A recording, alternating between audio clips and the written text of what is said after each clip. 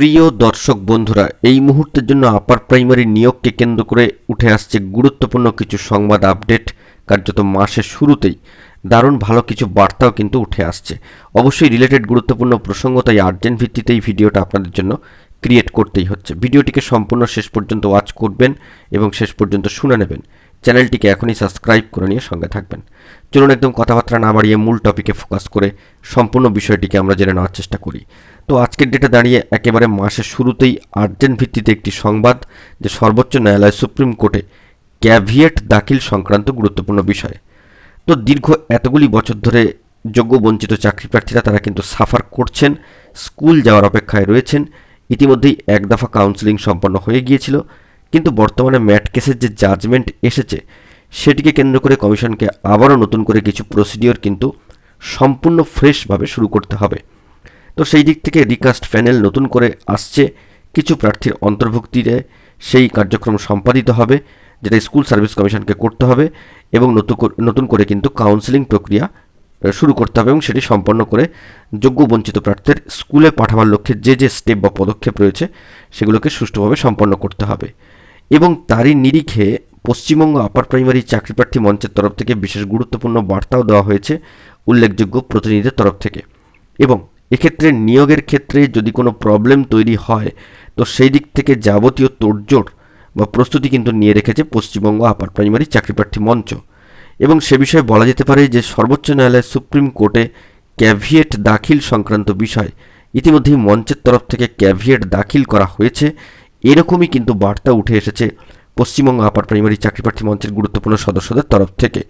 অর্থাৎ সুপ্রিম কোর্টে যদি এই রায়কে চ্যালেঞ্জ করে, এই মামলাকে, এই অর্ডারকে চ্যালেঞ্জ করে এই ভার্ডিক্টের বিপক্ষে গিয়ে নিয়োগ আটকাবার লক্ষ্যে যদি কোনো স্টেপ বা পদক্ষেপ বা আইনানুগ কোনো জট তৈরি হয়, তবে যাতে এক পক্ষের কথা শুনে যাতে জাজমেন্ট না আসে, তার জন্য কিন্তু ইতিমধ্যেই এই গুরুত্বপূর্ণ স্টেপ বা পদক্ষেপ নিয়ে রাখা হয়েছে।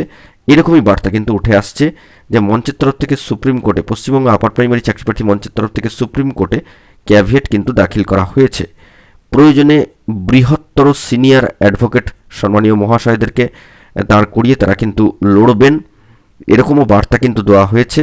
তারা যাবতীয় প্রস্তুতি কিন্তু শুরু করে দিয়েছেন। এই বিষয়ে আগামী সপ্তাহ থেকে, অর্থাৎ নতুন সপ্তাহ থেকেই হয়তো কোনো গুরুত্বপূর্ণ পদক্ষেপ ঘোষণা হতে পারে বা কোনো জরুরি তথ্য আপডেট উঠে আসতে পারে, সে বিষয়ে আমরা কিন্তু ফোকাস রাখছি।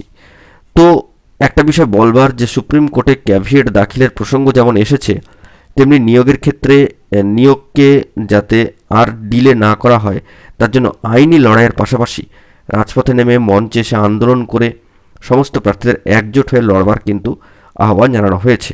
কারণ পশ্চিমবঙ্গ আপার প্রাইমারি চাকরি প্রার্থী মঞ্চের একটা গুরুত্বপূর্ণ লক্ষ্য ছিল যোগ্য বঞ্চিত প্রার্থীদের স্কুলে পাঠানো, জয়েনিং করানো এবং পাশাপাশি শেষ ওয়েটিং পর্যন্ত প্রার্থীকে স্কুলে পাঠাবার লক্ষ্যে তারা যে কর্মযজ্ঞে নেমেছে সেটা তারা কিন্তু সম্পন্ন করবেন এবং সেই লক্ষ্যে তারা কিন্তু এখনও পর্যন্ত অটল রয়েছেন, অবিচল রয়েছেন। তারা কিন্তু শেষ দেখেই ছাড়বেন এবং আগামী দিনে যদি জয়েনিংকে কেন্দ্র করে সেই লক্ষ্যে তাদেরকে রাজপথে নামতে হয়, কোর্টের লড়াই লড়তে হয়, তারা কিন্তু সেগুলো লড়বেন। সেই বিষয়ে গুরুত্বপূর্ণ বার্তাও কিন্তু দেওয়া হয়েছে মঞ্চের তরফ থেকে। তো আমরা ইতিমধ্যেই অর্ডারের বিস্তারিত আলোচনা করেছি এবং সেখানে কিন্তু রিকাস্ট প্যানেলের একটা প্রসঙ্গ আসছে। তো সেক্ষেত্রে যদি র্যাঙ্ক হেরফের হয় বা অদল বদল ঘটে, কারণ স্কুল যদি কাছে বা দূরে এগুলো যদি পরিবর্তন হয়, এক্ষেত্রে দুশ্চিন্তা করার কোনো জায়গা নেই, হতাশ হওয়ার কোনো জায়গা নেই। মূল আলটিমেট লক্ষ্য হচ্ছে স্কুলে পৌঁছানো, জয়েনিং করা এবং যোগ্য বঞ্চিত প্রার্থীদের অবশ্যই স্কুলে প্রেরণ এবং পাশাপাশি বাচ্চারা সাফার করছে, স্কুলগুলো ঢুকছে, স্কুলগুলোকে কিন্তু পঠন পাঠনের যে ব্যাপার সেগুলো থাকছে।